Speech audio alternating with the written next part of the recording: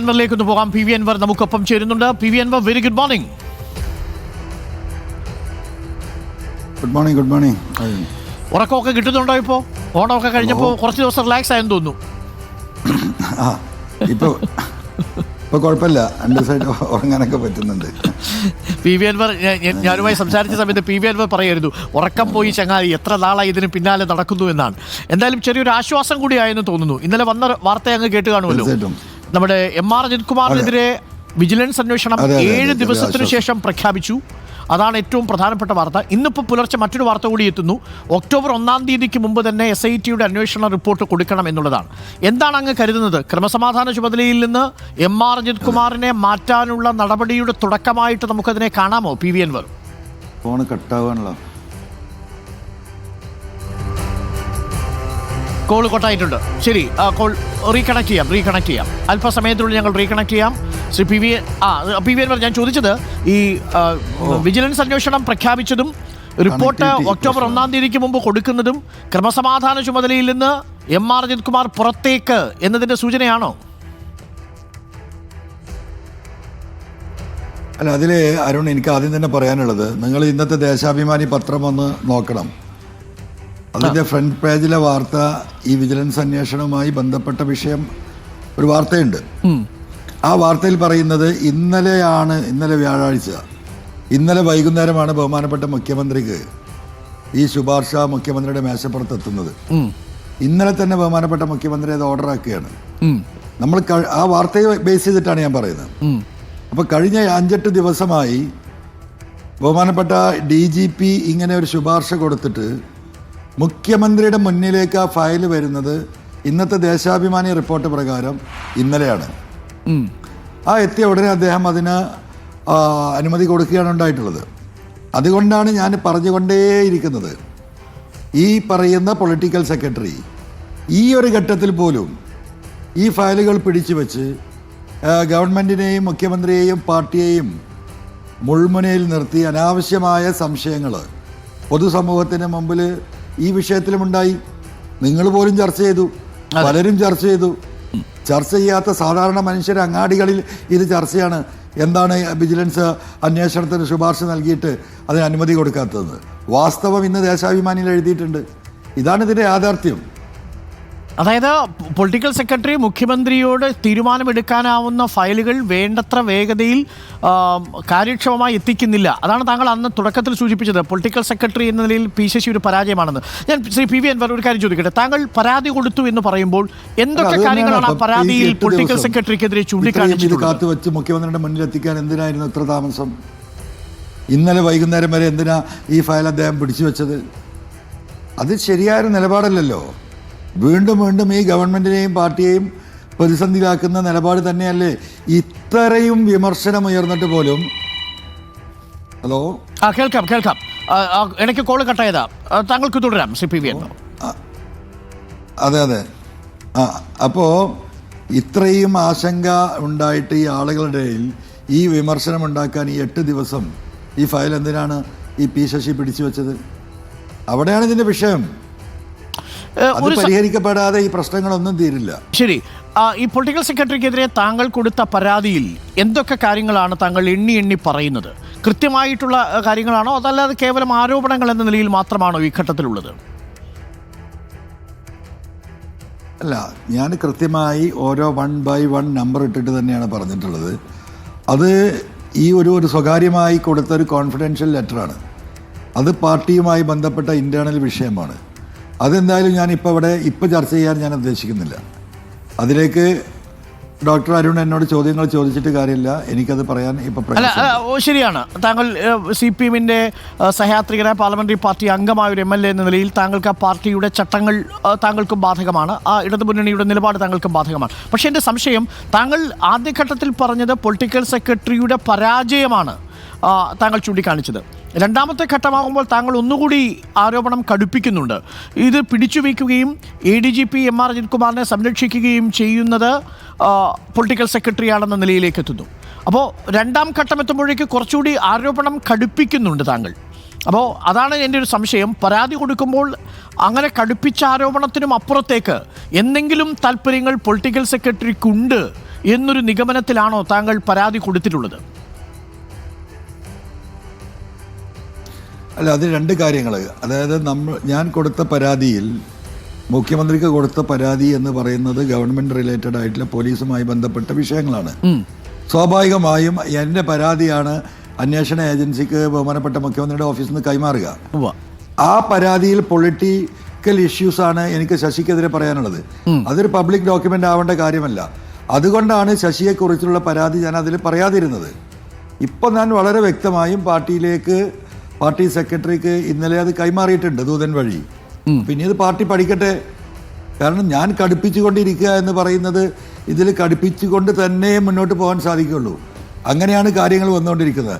അതിൻ്റെ ഏറ്റവും അവസാനത്തെ തെളിവാണ് ഈ വിജിലൻസ് അന്വേഷണത്തിന് വേണ്ടിയിട്ടുള്ള ശുപാർശ പോലും ഈ 6-7 ദിവസം ഈ പൊളിറ്റിക്കൽ സെക്രട്ടറി പിടിച്ചു വെച്ചു എന്ന് പറയുന്നത്. എൻ്റെ ഒരു സംശയം, ഇപ്പോൾ ADGP MR അജിത് കുമാറിന് RSS നേതാക്കളുമായി കൂടിക്കാഴ്ച നടത്തിയാലോ, താങ്കൾ പറഞ്ഞതുപോലെ ട്രിപ്പിൾ ഏജന്റ്, ഞാൻ ആ പദപ്രയോഗം താങ്കളുടെ വാക്ക് കടമെടുത്താൽ, പലരുമായിട്ടും ചങ്ങാത്തമുണ്ടാക്കിയാലോ സ്വകാര്യമായിട്ടുള്ള അദ്ദേഹത്തിൻ്റെ പ്രൊഫഷണൽ അഡ്വാൻസ്മെന്റ് ഉണ്ടാവും, കരിയർ അഡ്വാൻസ്മെന്റ് ഉണ്ടാവും. പക്ഷേ പൊളിറ്റിക്കൽ സെക്രട്ടറി P ശശിക്ക് എന്താണ് മെച്ചം? അദ്ദേഹം സംസ്ഥാന സെക്രട്ടേറിയറ്റിലേക്ക് വരാൻ പോകുന്ന സംസ്ഥാന കമ്മിറ്റി അംഗമാണ്. അപ്പോൾ സംസ്ഥാന സെക്രട്ടേറിയറ്റിലേക്ക് വരാൻ ആഗ്രഹിക്കുന്ന ഒരു സംസ്ഥാന കമ്മിറ്റി അംഗമായ പൊളിറ്റിക്കൽ സെക്രട്ടറിക്ക് ഇത്തരം ഇടപെടലുകൾ നടത്തുന്നത് കൊണ്ട് എന്താണ് നേട്ടമുണ്ടാവുക ശ്രീ PV അൻവർ? അതൊരു ലോജിക്കലായ ഒരു ചോദ്യമല്ലേ? MR അജിത് കുമാറിന് അദ്ദേഹത്തിൻ്റെ പ്രൊഫഷണൽ നേട്ടമുണ്ടാവും, പക്ഷേ പൊളിറ്റിക്കൽ സെക്രട്ടറിക്കോ? അല്ല, പൊളിറ്റിക്കൽ സെക്രട്ടറിക്ക് എന്താണ് നേട്ടം? എന്തെങ്കിലും ഒരു നേട്ടമില്ലാതെ ഇങ്ങനെ ഒരു നയം അദ്ദേഹം സ്വീകരിക്കുമോ? അപ്പോൾ അദ്ദേഹത്തിൻ്റെ വമ്പിച്ച നേട്ടങ്ങൾ പലതായിട്ടുണ്ട് എന്ന് തന്നെയാണ് ഞാൻ വിശ്വസിക്കുന്നത്. അദ്ദേഹത്തിൻ്റെ ഈ ഇൻറ്റൻഷൻ എന്താണ്? ഇങ്ങനെ ഒരു ഇൻറ്റൻഷൻ എന്തുകൊണ്ടാണ് ഇങ്ങനെ നിലപാടെടുക്കുന്നത്? ഞാൻ ആദ്യമായി പറഞ്ഞു, പാർട്ടി പ്രവർത്തകർക്ക് പുറത്തിറങ്ങാൻ കഴിയാത്ത വിധം, പോലീസ് സ്റ്റേഷനുകളിലേക്ക് കയറിപ്പോകാൻ സഖാക്കൾക്ക് പറ്റാത്ത വിധം പോലീസ് സ്റ്റേഷനുകളിൽ എന്തിന് ബാരിക്കേഡ് നിർമ്മിച്ചു? അതിൽ നിന്ന് ഈ പാർട്ടിക്കുണ്ടായ പ്രതിസന്ധി ഈ തെരഞ്ഞെടുപ്പുകളിലും പൊതുപ്രവർത്തനത്തിലും കാണുകയാണ്. അപ്പോൾ ഇതൊക്കെ ഒരു ഇൻറ്റൻഷനലി ആണ് എന്ന് തന്നെയാണ് ഞാൻ ഉദ്ദേശിക്കുന്നത്. ഇദ്ദേഹം മറ്റാരുടെയെങ്കിലും ചാരനായിട്ടാണോ അല്ലെങ്കിൽ ഇന്ന് മറ്റാർക്കെങ്കിലും വേണ്ടിയിട്ടാണോ പ്രവർത്തിക്കുന്നത് എന്നത് പോലും പാർട്ടി പരിശോധിക്കേണ്ടതുണ്ട്. അങ്ങോട്ടേക്കാണ് ഈ കാര്യങ്ങൾ പോകുന്നത്. പൊളിറ്റിക്കൽ സെക്രട്ടറി P ശശി മറ്റാരുടെയെങ്കിലും ചാരനാണോ എന്നാണ് താങ്കൾ ചോദിക്കുന്നത്? അല്ല, അത് അന്വേഷിക്കണം. അങ്ങോട്ടേക്ക് പോകുന്നു. ഈ വിജിലൻസ് അന്വേഷണത്തിന് 8 ദിവസം മുമ്പ് ശുപാർശ നൽകിയിട്ട് ഇന്നലെയാണ് ബഹുമാനപ്പെട്ട മുഖ്യമന്ത്രിയുടെ മേശപ്പുറത്തേക്ക് അത് കൊണ്ടു ചെല്ലുന്നത് എന്നാണ് ഇന്ന് ദേശാഭിമാനി പത്രം റിപ്പോർട്ട് ചെയ്തിട്ടുള്ളത്. അതൊരു വാസ്തവല്ലേ? ദേശാഭിമാനി സത്യമല്ലേ ഈ വിഷയത്തിൽ പറയൂ എന്ന് പറഞ്ഞാൽ 7 ദിവസം കേരളത്തിലെ ജനങ്ങളുടെ ഇടയിൽ, വാർത്താമാധ്യമങ്ങളുടെ ഇടയിൽ വീണ്ടും ഒരു സംശയം ജനിപ്പിക്കുന്ന രീതിയിൽ ഈ ഫയൽ പിടിച്ചു വെക്കേണ്ട ആവശ്യം എന്താ? ഇതിപ്പോൾ അതിൻ്റെ ഏറ്റവും അവസാനത്തെ തെളിവല്ലേ? ഈ വിജിലൻസ് അന്വേഷണം പൊളിറ്റിക്കൽ സെക്രട്ടറിക്ക് കൂടി ബാധകമാകണമെന്ന് താങ്കൾ ആഗ്രഹിക്കുന്നുണ്ടോ? അല്ല, അത് പാർട്ടി പരിശോധിക്കട്ടെ അരുൺ. ഞാനിപ്പോൾ കൊടുത്ത പരാതികളുണ്ടല്ലോ, ആ പരാതികളെക്കുറിച്ച് പാർട്ടി പരിശോധിക്കട്ടെ. ഞാൻ വെറുതെ കുറേ വാറോല എഴുതി കൊടുത്തിരിക്കുകയല്ല. ഞാൻ എഴുതി കൊടുക്കുന്നതിന് ബേസുണ്ട്, അതിന് തെളിവുണ്ട്. ഞാൻ അതിൽ പറയുന്ന ആളുകൾ ജീവിച്ചിരിപ്പുണ്ട്. പാർട്ടിക്ക് അന്വേഷിച്ചാൽ ഈ കാര്യങ്ങൾ മനസ്സിലാക്കാനുള്ള എല്ലാ കൃത്യമായ സൂചനകളും ഞാൻ നൽകിയിട്ടുണ്ട്. അതിന് പാർട്ടി അന്വേഷിക്കട്ടെ. ഒരു കോമൺ സെൻസല്ല ആര് അത് പരിശോധിച്ചാലും ഞാൻ ഈ പറയുന്ന കാര്യങ്ങളിൽ വാസ്തവമുണ്ട് എന്ന് ബോധ്യപ്പെടാൻ അധിക സമയമൊന്നും വേണ്ട. അവിടെയാണ് വിഷയം. താങ്കൾ പാർട്ടിക്ക് കൊടുത്ത പരാതിയിൽ പറയുന്നത് ഇടതുമുന്നണിയുടെ രാഷ്ട്രീയ നയത്തിൽ നിന്ന് വ്യതിചലിച്ചു എന്നൊരു രാഷ്ട്രീയ ആരോപണം മാത്രമാണോ? അതല്ല, മറ്റ് ക്രമക്കേടുകളെക്കുറിച്ചുള്ള കാര്യങ്ങൾ കൂടി താങ്കൾ ആ പരാതിയിൽ പറയും? ഞാൻ അതിൻ്റെ മെറിറ്റിലേക്കോ അതിൻ്റെ കണ്ടന്റിലേക്കോ ഞാൻ പോകുന്നില്ല. ഞാനതിൻ്റെ സ്വഭാവം അറിയാൻ വേണ്ടി മാത്രമാണ്. കാരണം ശ്രീ PV അൻവർ, തുടർച്ചയായി താങ്കൾ ഉന്നയിക്കുന്നൊരു ആരോപണം പാർട്ടിയെയും മുഖ്യമന്ത്രിയെയും പൊളിറ്റിക്കൽ സെക്രട്ടറി പ്രതിസന്ധിയിലാക്കി, പ്രതിക്കൂട്ടിലാക്കി, വലിയ സങ്കീർണമായ അവസ്ഥകളിലേക്കൊക്കെ കൊണ്ടുചെന്നെത്തിച്ചത് അദ്ദേഹമാണ് എന്നാണ് താങ്കൾ ആരോപിക്കുന്നത്. രാഷ്ട്രീയമായ ഒരു ആരോപണമാണ്. അതുമാത്രമേ താങ്കളുടെ പരാതിയിലുള്ളൂ?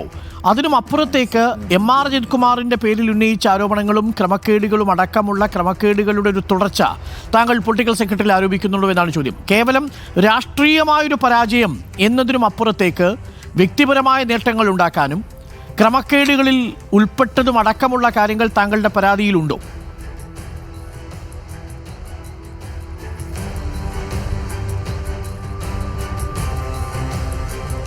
ശ്രീ പി വി അൻവർ, നമ്മൾ തമ്മിലുള്ള സംഭാഷണത്തിൽ ചെറിയൊരു ചോർച്ച സംഭവിക്കുന്നുണ്ട് ഇടയ്ക്ക് എന്നാണ് ഞാൻ മനസ്സിലാക്കുന്നത്. എൻ്റെ ചോദ്യം ഇതായിരുന്നു, ശ്രീ പി വി അൻവർ അങ്ങേക്ക് കേൾക്കാമെങ്കിൽ റീകണക്ട് ചെയ്താൽ നമുക്ക് ഒരിക്കൽ കൂടി പി വി അൻവറിനോട് ചോദിക്കും. പി വി അൻവർ വളരെ വ്യക്തമായി പറയുന്നു, ആരുടെ ചാനലാണ് പൊളിറ്റിക്കൽ സെക്രട്ടറി എന്ന ഒരു ചോദ്യമാണ് പി വി അൻവർ ചോദിക്കുന്നത്. ശ്രീ പി വി അൻവറിന്റെ ചോദ്യം ഇതായിരുന്നു, താങ്കൾ കൊടുത്ത പരാതിയിൽ രാഷ്ട്രീയമായൊരു പരാജയം പൊളിറ്റിക്കൽ സെക്രട്ടറിക്ക് സംഭവിച്ചു എന്നത് മാത്രമേ രേഖപ്പെടുത്തിയിട്ടുള്ളൂ, ക്രമക്കേടുകളടക്കം ആ പരാതിയിലുണ്ടോ എന്നാണ് എൻ്റെ ചോദ്യം. എല്ലാം ഉണ്ട്. നിങ്ങൾ ചോദിക്കുന്ന ചോദ്യങ്ങൾക്കെല്ലാം ഉത്തരം അതിലുണ്ട്. അദ്ദേഹത്തിൻ്റെ രാഷ്ട്രീയ നിലപാട് തന്നെയാണ് ഞാൻ ചോദ്യം ചെയ്തിട്ടുള്ളത്. അദ്ദേഹം എടുക്കേണ്ട രാഷ്ട്രീയ നിലപാട് അദ്ദേഹം എടുത്തിട്ടില്ല എന്ന് മാത്രമല്ല, ഈ പാർട്ടിയുടെയും ഈ ഗവൺമെൻറ്റിൻ്റെയും നയത്തിന് വിരുദ്ധമായ നിലപാടുകളാണ് അദ്ദേഹം ഓരോന്നായിട്ട് ഞാൻ എണ്ണി പറഞ്ഞിട്ടുള്ളത്. അത് രാഷ്ട്രീയം തന്നെയാണ് ഇവിടുത്തെ വിഷയം. അതായത് പാർട്ടിയെയും മുഖ്യമന്ത്രിയെയും പ്രതിക്കൂട്ടിൽ നിർത്തുന്ന നിലപാടുകൾ പൊളിറ്റിക്കൽ സെക്രട്ടറി സ്വീകരിച്ചു. തീർച്ചയായിട്ടും ആ നിലപാട് തന്നെയല്ലേ ഇപ്പോൾ ഈ വിജിലൻസ് അന്വേഷണത്തിലും അദ്ദേഹം സ്വീകരിച്ചിട്ടുള്ളത്. അതിന് ഏറ്റവും അവസാനത്തെ തെളിവല്ലേ. എന്തിനാ 7-8 ദിവസം ഇത് പിടിച്ചു വെച്ചത്? പൊളിറ്റിക്കൽ സെക്രട്ടറി എന്ന നിലയിൽ പി ശശി പറയുന്നത്, ഒരു സംസ്ഥാന കമ്മിറ്റി അംഗമായ താൻ പാർട്ടിക്ക് പുറത്തോ മുഖ്യമന്ത്രി പറയാതെയോ ഒരു കാര്യം ചെയ്യുമെന്ന് കരുതുന്നുണ്ടോ എന്നാണ്. തനിക്ക് അമിതമായ സ്വത്ത് സമ്പാദനത്തിനുള്ള താല്പര്യമില്ല, താൻ അങ്ങനെ സ്വത്ത് സമ്പാദിച്ചിട്ടില്ല, ഏതെങ്കിലും തരത്തിൽ ക്രമക്കേടിൽ വഴിവിട്ട നീക്കങ്ങൾ താൻ നടത്തിയിട്ടില്ല, അങ്ങനൊരു ആരോപണവും പി വി അൻവർ ഉന്നയിക്കുന്നില്ലല്ലോ. പിന്നെ എന്ത് അടിസ്ഥാനത്തിലാണ് പി വി അൻവർ ഈ ആരോപണം ഉന്നയിക്കുന്നത് എന്നാണ് പൊളിറ്റിക്കൽ സെക്രട്ടറിയുടെ ചോദ്യം. അല്ല, ഞാൻ അതിലേക്ക് ഇപ്പോൾ കടന്നിട്ടില്ല. അദ്ദേഹം സ്വത്ത് സമ്പാദിക്കുന്നുണ്ടോ, അദ്ദേഹം പണം സമ്പാദിച്ചിട്ടുണ്ടോ, അദ്ദേഹം ഈ പണം എൻജോയ് ചെയ്യുന്നുണ്ടോ എന്നൊന്നും ഞാനിപ്പോൾ ഇതുവരെ പറഞ്ഞിട്ടില്ല. അതൊന്നും ഇനി എന്നെ കൊണ്ട് പറയിപ്പിക്കരുത്, അത്രയേ ഉള്ളൂ. അല്ല, താങ്കൾ ഈ പരാതിയിൽ അത് ഉൾപ്പെടുത്തിയിട്ടുണ്ടോ? അത്രേ ഇപ്പം അതിനെക്കുറിച്ച് ഞാൻ പറയുന്നുള്ളൂ. അല്ല, പരാതിയിൽ പലതും ഉണ്ടായിരുന്നു, അതിപ്പോൾ എനിക്ക് അങ്ങനെ പറയാൻ വയ്യല്ലോ, ഞാൻ പറഞ്ഞല്ലോ. ഓക്കെ, താങ്കൾ എന്താണ് പ്രതീക്ഷിക്കുന്നത്?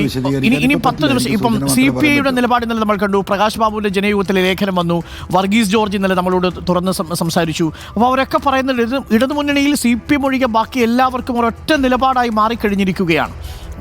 RSS ബന്ധമുള്ള ഒരു അല്ലെങ്കിൽ RSSന്റെ നേതാക്കളെ പോയി കണ്ട ADGPയുടെ നിലപാട് ഇടതുമുന്നണിയുടെ രാഷ്ട്രീയത്തിന് ചേരുന്നതല്ല എന്ന് CPM ഒഴികെയുള്ള എല്ലാവർക്കും ബോധ്യപ്പെട്ടിട്ടും ക്രമസമാധാന ചുമതലയിൽ തുടരുന്നത് ഇടതുമുന്നണിക്ക് ദോഷമാണെന്ന് എല്ലാവരും പറയുന്നു.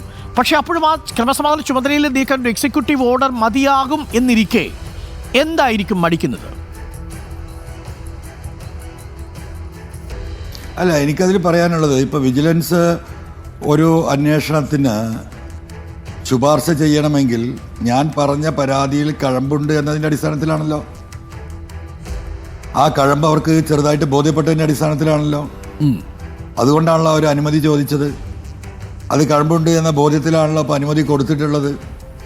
സ്വാഭാവികമായി ഇനി അദ്ദേഹത്തെ മാറ്റി നിർത്തുകയല്ല വേണ്ടത്. ADGP അജിത് കുമാറിനെ താൽക്കാലികമായി സസ്പെൻഡ് ചെയ്യണം. എന്നിട്ട് വേണം ഇനി അന്വേഷണം മുന്നോട്ട് പോകാൻ. അദ്ദേഹത്തെ മാറ്റി നിർത്തുന്ന ഘട്ടം കഴിഞ്ഞു. ഇങ്ങനെ ഒരു ഘട്ടം വിജിലൻസ് അന്വേഷണം ആരംഭിക്കുകയാണ്, അതിന് ടീമുണ്ടാക്കുകയാണ്. വളരെ ഗുരുതരമായ ആരോപണങ്ങളുടെ അടിസ്ഥാനപരമായ തെളിവുകൾ, സാമ്പത്തിക മേഖലയിൽ അദ്ദേഹം ഉണ്ടാക്കിയതിൻ്റെ തെളിവുകളടക്കം തിരുവനന്തപുരത്ത് ഈ പറയുന്ന കൊട്ടാരത്തിന് മുമ്പിൽ മറ്റൊരു കൊട്ടാരം നിലനിൽക്കുകയാണ്. അരുണിന് ഞാൻ വേറൊരു കാര്യം കൂടി പറയപ്പെട്ട അരുണെ ഞാൻ നിങ്ങളെ ഏൽപ്പിക്കുകയാണ്. അദ്ദേഹം ആ പണി ചെയ്യുന്ന വീടിൻ്റെ പണി നടക്കുന്നിടത്ത് നിങ്ങളുടെ ലേഖകനുണ്ട്. നിങ്ങൾ ദയവായി ഒരു കാര്യം ചെയ്യണം, അല്ലെങ്കിൽ ആ പണി ഞാൻ എടുക്കണം. നിങ്ങൾക്ക് കുറച്ച് ഈസിയാണ്. ആ വസ്തുവിൻ്റെ നീളവും വീതിയും നിങ്ങളൊന്ന് അളക്കണം. അത് ഈ പറയുന്ന 10 സെൻറ്റിലാണോ 12 സെൻറ്റിലാണോ എന്ന് നിങ്ങൾക്കറിയാം. ഞാൻ അന്നും പറഞ്ഞു, അദ്ദേഹത്തിൻ്റെ സഹോദരൻ്റെ പേരിൽ വേറൊരു 10 സെൻറ്റ് ഇത് ജോയിൻറ്റ് പ്രോപ്പർട്ടിയാണെന്ന് ഞാൻ ഇപ്പോഴും മനസ്സിലാക്കുന്നത്. ആ വസ്തുവിൻ്റെ നീളവും വീതിയും അളന്നാൽ അത് എത്ര സെൻറ്റ് ഭൂമിയുണ്ട് എന്ന് അറിയാൻ ഒരു 5 മിനിറ്റ് മതി. ഒന്ന് ക്രോസ് ചെക്ക് ചെയ്യാൻ. അതിൻ്റെ ക്രോസ് ഒന്നും നിങ്ങൾ എടുക്കണ്ട, ജസ്റ്റ് അത് ഒരു ക്രോസ് എന്താ പറയുക, ഒരു സ്ക്വയർ പ്രോപ്പർട്ടിയാണെന്ന് ഞാൻ മനസ്സിലാക്കുന്നത്. ഇപ്പം നിങ്ങൾ അദ്ദേഹത്തോട് ആ കടയിൽ പോയി ഒരു 25 മീറ്ററിൻ്റെ ടേപ്പ് വാങ്ങിക്കൊന്ന് ഇപ്പം അതിൻ്റെ അതിർത്തി ഒന്ന് അളക്കാൻ, ഔട്ടറിലൂടെ അതിൻ്റെ അകത്തേക്കൊന്നും കയറണ്ട, ഒന്ന് അളന്നാൽ നമുക്കറിയാം ഇത് എത്ര സെൻറ്റാണെന്ന്. 10 സെൻറ്റിൽ നിൽക്കുക എന്ന് മനസ്സിലാക്കാം. അപ്പം ഇങ്ങനെ ഗുരുതരമായൊരു സംഗതി ഈ പബ്ലിക്കിൻ്റെ 3.5 കോടി ജനങ്ങളുടെ മുന്നിൽ നിൽക്കുകയാണ്. അപ്പോൾ ഇനി വേണ്ടത് അദ്ദേഹത്തെ സസ്പെൻഡ് ചെയ്ത് മാറ്റി നിർത്തുക. സസ്പെൻഷൻ ഒരു ശിക്ഷയല്ലല്ലോ, താൽക്കാലികമല്ലേ. ആ സസ്പെൻഷൻ്റെ അടിസ്ഥാനത്തിൽ നടക്കുന്ന എൻക്വയറി കഴിഞ്ഞിട്ടാണല്ലോ അതിന് മുകളിൽ തീരുമാനം ഉണ്ടാവുക. ഇനി മാറ്റി നിർത്തിയാൽ പോരാ, അത് ശരിയായ നിലപാടല്ല. അദ്ദേഹത്തെ സസ്പെൻഡ് ചെയ്യണം, അതാണ് ഞാൻ പറയുന്നത്. സസ്പെൻഡ് ചെയ്തു മാത്രമേ വിജിലൻസ് അന്വേഷണം നേരിടാൻ ADGPക്ക് കഴിയൂ, അഥവാ അതാണ് ശരിയായ ഒരു രീതി. ഈ ക്രമസമാധാന ചുമതലയിൽ നിന്ന് മാറ്റൽ മാത്രമല്ല ആവശ്യമെന്നാണ് താങ്കൾ ആവശ്യപ്പെടുന്നത്. ശരി, ഇപ്പോൾ ഈ റിപ്പോർട്ട് ഒക്ടോബർ 1-ാം തീയതിക്ക് മുമ്പ് കൊടുക്കണമെന്ന് മുഖ്യമന്ത്രിയുടെ ഓഫീസ് ആവശ്യപ്പെട്ടു എന്നാണ് അല്പസമയം മുമ്പ് ഞങ്ങളുടെ തിരുവനന്തപുരം ബ്യൂറോ റിപ്പോർട്ട് ചെയ്തിരിക്കുന്നത്. എന്ന് പറഞ്ഞാൽ അന്വേഷണം വേഗത്തിലാക്കണം, പിടിച്ചു നിൽക്കാൻ പറ്റാത്ത വിധം മുന്നണിയിൽ സമ്മർദ്ദമേറുന്നു, ജനങ്ങൾക്കിടയിൽ വിശ്വാസ്യത നഷ്ടപ്പെടുന്നു എന്ന തിരിച്ചറിവ് മുഖ്യമന്ത്രിക്കുണ്ടാവുന്നു എന്നാണോ മനസ്സിലാക്കേണ്ടത് PV Anwar? ബഹുമാനപ്പെട്ട മുഖ്യമന്ത്രിയിൽ ഈ കാര്യത്തിൽ എനിക്ക് അങ്ങേയറ്റത്ത് 1000% ഉറച്ച പ്രതീക്ഷയും വിശ്വാസവും ഇപ്പോഴും തരുന്നു. അതിലൊരു തർക്കമില്ല, അവിടെ തന്നെ ഞാൻ നിൽക്കുന്നത്. പക്ഷേ ഇപ്പം നടന്നുകൊണ്ടിരിക്കുന്നത് ഇതിൻ്റെ ഒരു മറുവശം. ഇപ്പം ഞാൻ കൊടുത്ത തെളിവുകളുടെ അതിൻ്റെ എന്താ പറയുക, അതിൻ്റെ ബേസിനെ കുറിച്ച് അന്വേഷിക്കുന്നതിന് പകരം സംസ്ഥാനത്ത് വേറൊരു പാരലൽ അന്വേഷണം നടന്നുകൊണ്ടിരിക്കുകയാണ്. ഈ തെളിവുകളൊക്കെ ആരാണ് എനിക്ക് തന്നത്? ഇത് ബഹുമാനപ്പെട്ട മുഖ്യമന്ത്രി നിശ്ചയിച്ച DGPയുടെ നേതൃത്വത്തിലുള്ള SIT ടീമാണ് എന്ന അഭിപ്രായം എനിക്കില്ല. പക്ഷേ ഈ MR അജിത് കുമാറിൻ്റെ ഞാൻ ഈ പറയുന്ന ക്രിമിനൽ സംഘത്തിൽപ്പെട്ട അവരെ സഹായിക്കുന്ന, അവരോടൊപ്പം അവരെ ഇഷ്ടപ്പെട്ടിട്ടോ സ്നേഹിച്ചിട്ടോ അല്ലെങ്കിൽ ഭയപ്പെട്ടിട്ടോ MR അജിത് കുമാറിനോടൊപ്പം നിൽക്കുന്ന ചില പോലീസ് ഓഫീസർമാർ ഈ തെളിവുകൾ എനിക്ക് തന്ന ആളുകളെ തേടി അന്വേഷണം നടത്തുകയാണ്. അതായത് PV Anwar, താങ്കളുടെ വെളിപ്പെടുത്തൽ സമാന്തര അന്വേഷണം നടക്കുന്നു അല്ലേ? അങ്ങനെയല്ല, ഞാൻ എൻ്റെ വെളിപ്പെടുത്തിയ കാര്യങ്ങൾ അത് പലതും പോലീസുകാരിൽ നിന്നാണല്ലോ എനിക്ക് കിട്ടിയിട്ടുള്ളത്. അതെ, അവരാരാണെന്നുള്ള അന്വേഷണത്തിനാണ് ശക്തമായി പോകുന്നത്. അത് SIT ചോർത്തലുമായി ബന്ധപ്പെട്ട് അരീക്കോട് ഈ അല്ലല്ല SIT അല്ല, അതാണ് അതിൻ്റെ തമാശ, അതാണ് അതിൻ്റെ തമാശയല്ല, അതിൻ്റെ സീരിയസ്നെസ്. ഇപ്പോൾ ഫോൺ ചോർത്തിയ കാര്യം ഞാൻ വിശദമായി പറഞ്ഞു. ഫോൺ ചോർത്താനുണ്ടായ സാഹചര്യം, അത് എങ്ങനെയാണ് ഇതുവരെ ഉപയോഗപ്പെടുത്തിയത് എന്നത് അരീക്കോട് ഈ പറയുന്ന മാവോയിസ്റ്റ് ക്യാമ്പിൽ വച്ചിട്ടുള്ള ഈ SITയുടെ പ്രത്യേക ഉപകരണങ്ങൾ ഉപയോഗിച്ച് ചില അവിടുത്തെ പോലീസുകാരെ ഉപയോഗിച്ചാണ് ഇത് ചെയ്യുന്നത് പറഞ്ഞു. അവിടെ അന്വേഷണം നടക്കുന്നുണ്ട്. എന്താ അന്വേഷിക്കുന്നത്? അവിടെയുള്ള ഉദ്യോഗസ്ഥരെ അടിയന്തരമായി മാറ്റിയിട്ട് പുതിയ ആളുകൾക്ക് ചാർജ് കൊടുക്കുകയല്ല ചെയ്തത്. ഈ ആളുകളുടെ പേരും വിവരവും അഡ്രസ്സും ഇത്ര ഡീറ്റെയിൽഡ് ആയിട്ട് എനിക്ക് എങ്ങനെയാണ് ഈ വിവരം കിട്ടിയതെന്ന് ആ പോലീസ് ക്യാമ്പിലുള്ള ഈ പറയുന്ന ഈ കമാൻഡോസിനെ വിളിച്ചിട്ട് ചോദ്യം ചെയ്തുകൊണ്ടിരിക്കുകയാണ്. അതായത് താങ്കൾ പറയുന്നത് തെളിവ് നശിപ്പിക്കാൻ സമാന്തരമായൊരു നീക്കം പോലീസിൽ നടക്കുന്നു. SITയുടെ അന്വേഷണം ഒരു ഭാഗത്ത് നടക്കുമ്പോൾ താങ്കൾക്ക് തെളിവ് തന്നവരെ കുടുക്കാനും ആ തെളിവുകൾ നശിപ്പിക്കാനും ഒരു സമാന്തര നീക്കമുണ്ട് എന്നാണ്. അതെ, അതാ പറയുന്നത്. ഇന്നലെ പോലെ ആ ക്യാമ്പിൽ ആളുണ്ട്. ആ ക്യാമ്പിൽ നിന്ന് മാറിപ്പോയ ഈ പറയുന്ന കമാൻഡോസിൽ നിന്ന് അവരുടെ കാലാവധി കഴിഞ്ഞ് മറ്റ് സാധാ പോലീസിലേക്കും MSPയിലേക്കൊക്കെ മാറിയ അവരെ വിളിച്ച് അന്വേഷിക്കുന്നുണ്ട്. അപ്പോൾ എന്താ അതിൻ്റെ അർത്ഥം? തെളിവ് നശിപ്പിക്കാനും ഭീഷണിപ്പെടുത്താനല്ലേ പോകുന്നത്? ഈ ഒരു ഘട്ടത്തിൽ അദ്ദേഹം വീണ്ടും ലോ ആൻഡ് ഓർഡറിൻ്റെ ഈ പൊസിഷനിലിരിക്കുന്നു. അതുകൊണ്ടാണ് പറയുന്ന ആളെ സസ്പെൻഡ് ചെയ്യണം. ഓക്കെ, അല്ലാതെ ഈ കാര്യങ്ങൾ മുന്നോട്ട് പോവില്ല. വളരെ വ്യക്തമാണ്. എന്റെ ആവശ്യം അദ്ദേഹത്തെ മാറ്റി നിർത്തലല്ല. ഞാൻ ഈ സമൂഹത്തോട് പറഞ്ഞ കാര്യങ്ങളുണ്ട്. ആ കാര്യങ്ങൾ തെളിയണം, അവിടാണ് വിഷയം. അതിന് ആവശ്യമായ നിലപാടാണ് സ്വീകരിക്കേണ്ടത്. അല്ല, PV Anwar, എൻ്റെ ഒരു സംശയം തെറ്റാണെങ്കിൽ തിരുത്തണം. ഈ പ്രകാശ് സിംഗ് കേസിലടക്കം പദവിയിൽ നിന്ന്, പ്രത്യേകിച്ച് പോലീസ് ഉദ്യോഗസ്ഥരെ ആ പദവിയിൽ നിന്ന് മാറ്റി നിർത്തുകയോ സസ്പെൻഡ് ചെയ്യുകയോ ഒക്കെ ചെയ്യുന്നതിന് ഒരു ചട്ടലംഘനം അവിടെ ഉണ്ടാവണം. ഇപ്പോൾ കേവലമായ ഒരു വിജിലൻസ് അന്വേഷണം നടക്കുന്നു എന്നതിൻ്റെ പേരിൽ സസ്പെൻഷൻ നടത്തുക സാധ്യമാണോ ചട്ടപ്രകാരം? അല്ല, ചട്ടലംഘനമാണല്ലോ. ഇങ്ങനെ ഒരു SIT രൂപീകരിച്ചുകൊണ്ട് ഇവിടെ അന്വേഷണം നടക്കുകയാണ് ഒരു ഭാഗത്ത്. അപ്പോൾ അതിനൊരു പാരലൽ ടീം ഉണ്ടാക്കിയിട്ട് ഈ പറയുന്ന പോലീസുകാരെ മുഴുവൻ ഭീഷണിപ്പെടുത്തുകയും ചോദ്യം ചെയ്യുകയും ചെയ്ത് അത് ഏത് ചട്ടപ്രകാരം? അങ്ങനെ ഒരു ചട്ടമുണ്ടോ? അത് ചട്ടവിരുദ്ധമല്ലേ? ഒന്ന് അന്വേഷിക്കട്ടെ DGP കാര്യം. ഞാനീ പറഞ്ഞത് ശരിയാണോ? ഈ ശരി. പറയുന്ന മാവോയിസ്റ്റ് ക്യാമ്പിൽ പോയിട്ട് അത് അന്വേഷിക്കട്ടെ, ഇന്ന് അന്വേഷിക്കട്ടെ, ചട്ടവിരുദ്ധല്ലേ? ശരി ശ്രീ പി വി അൻവർ, എന്തായാലും ഗുരുതരമായ ആ കാര്യം ആരോപണമാണ്. പോലെ സസ്പെൻഡ് ചെയ്യാൻ തീർച്ചയായിട്ടും അത് അന്വേഷിക്കപ്പെടേണ്ടത് തന്നെയാണ്. അങ്ങനെ സമാന്തര അന്വേഷണം നടക്കാനും പാടില്ലല്ലോ. തെളിവുകൾ നശിപ്പിക്കത്തക്ക രീതിയിൽ അന്വേഷണ സംഘം പ്രവർത്തിക്കാനും പാടില്ല. നന്ദി ശ്രീ പി വി അൻവർ. എന്തായാലും താങ്കൾ 3 കാര്യങ്ങൾ പറഞ്ഞിരിക്കുന്നു. അതിലൊന്ന് ADGP സസ്പെൻഡ് ചെയ്യലാണ് ആവശ്യം. സസ്പെൻഡ് ചെയ്തുകൊണ്ട് വേണം അന്വേഷണത്തെ നേരിടാൻ. അതാണ് നീതിയുക്തമാവുക. രണ്ടാമത്തത് പൊളിറ്റിക്കൽ സെക്രട്ടറിക്കെതിരെ താങ്കൾ ഉന്നയിച്ച ആരോപണങ്ങളെല്ലാം അക്കമിട്ട് തന്നെ പറഞ്ഞിട്ടുണ്ട്. അദ്ദേഹം ഒരു ചാരനാണോ എന്ന് സംശയിക്കുന്നു. വിജിലൻസിന്റെ അന്വേഷണ ഉത്തരവ് പോലും, അന്വേഷണ ശുപാർശ പോലും വൈകിപ്പിച്ചത് പൊളിറ്റിക്കൽ സെക്രട്ടറിയാണ് എന്ന നിലപാടിലാണ് താങ്കൾ നിൽക്കുന്നത്. 3, ഒരു സമാന്തരമായ അന്വേഷണം നടക്കുന്നു, ഒരു സമാന്തരമായി തെളിവ് നശിപ്പിക്കാനുള്ള നീക്കം നടക്കുന്നു എന്നുള്ളതാണ്. Thank you Shri P V Anwar. നമുക്കൊപ്പം ചേർന്നതിൽ വളരെ വ്യക്തമായിട്ട് പി വി അൻവർ കാര്യങ്ങൾ ബോധ്യപ്പെടുത്തുക കൂടി ചെയ്യുന്നു. പ്രിയപ്പെട്ടവരെ, അപ്പോൾ ക്രമസമാധാന ചുമതലയിൽ നിന്ന് മാറ്റുക എന്നതിനും അപ്പുറത്തേക്ക് ADGP MR അജിത് കുമാറിനെ സസ്പെൻഡ് ചെയ്തുകൊണ്ട് വിജിലൻസ് അന്വേഷണം നടത്തുക എന്നതാണ് അഭികാമ്യം എന്നാണ് പി വി അൻവർ MLA ഇപ്പോൾ പ്രതികരിച്ചിരിക്കുന്നത്. ഒപ്പം SITയുടെ അന്വേഷണം നടക്കുന്നതിനോടൊപ്പം തെളിവുകൾ നൽകിയവരെ കൊടുക്കാനുള്ള സമാന്തര നീക്കവും ആഭ്യന്തര വകുപ്പിൽ നടക്കുന്നു എന്നാണ് പി വി അൻവരുടെ ആക്ഷേപം. ഈ പി വി അൻവരുടെ ആക്ഷേപം DGPക്ക് മുൻപാകെ DGP അന്വേഷിക്കണം എന്നാണ് പി വി അൻവർ ആവശ്യപ്പെടുന്നത്.